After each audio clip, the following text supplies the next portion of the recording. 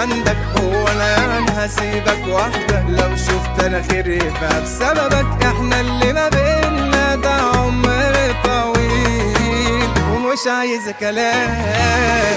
انا لحم كتافي ده من خيرك، وده ابسط حاجة رد جميلك، مع كل اللي عملته لغيرك لازم يبقى